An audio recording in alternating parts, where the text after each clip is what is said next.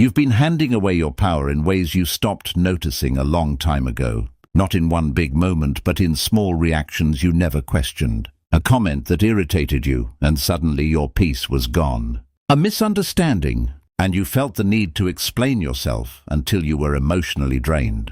A situation that didn't even matter in the bigger picture. Yet it pulled you out of your own center like it had authority over you. And the strange part is, it never felt like loss of control.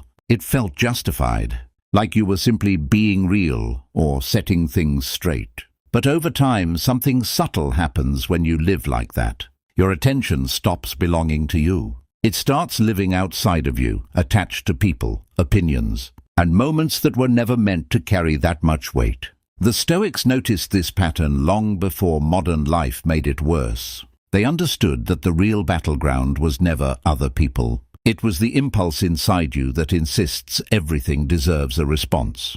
Not every comment, not every tone, not every misunderstanding earns your energy.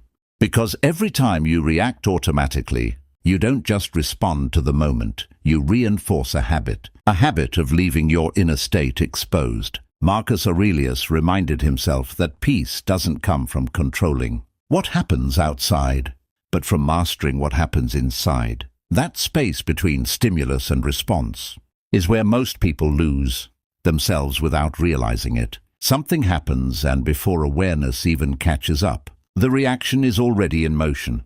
And once you're reacting, you're no longer choosing. You're correcting, defending, explaining, replaying conversations in your mind that already ended. Building responses you wish you had said. Rewriting moments that don't exist anymore. And while all of that is happening, your attention is gone. Not on the present, not on your life, but on something that already passed. That's the cost no one calculates. Reaction doesn't just create emotion, it steals presence. But there's a shift that begins when you start noticing the impulse before it takes over. At first it's small. Someone says something that would normally pull you in, but instead of moving immediately, you pause. Not to suppress yourself, but to observe what's actually happening inside you. And in that pause, something powerful appears: choice. You don't have to respond. You don't have to explain. You don't have to enter every space that calls your name. And the more you practice that restraint, the more your energy returns to you.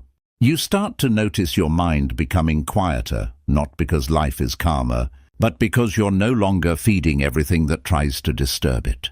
You begin to see people more clearly too, not as threats or judges of your worth, but as individuals acting from their own assumptions, insecurities, and perspectives.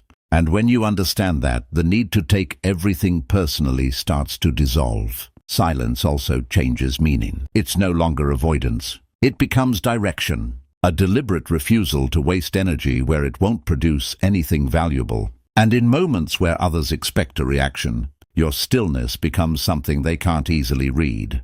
Not because you're playing a game, but because you're no longer predictable. Over time, something else forms underneath all of this. A kind of internal stability. You stop adjusting yourself to match every situation. You stop explaining your position just to feel understood.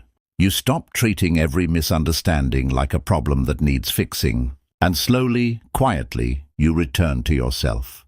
Not detached from life, but no longer controlled by it.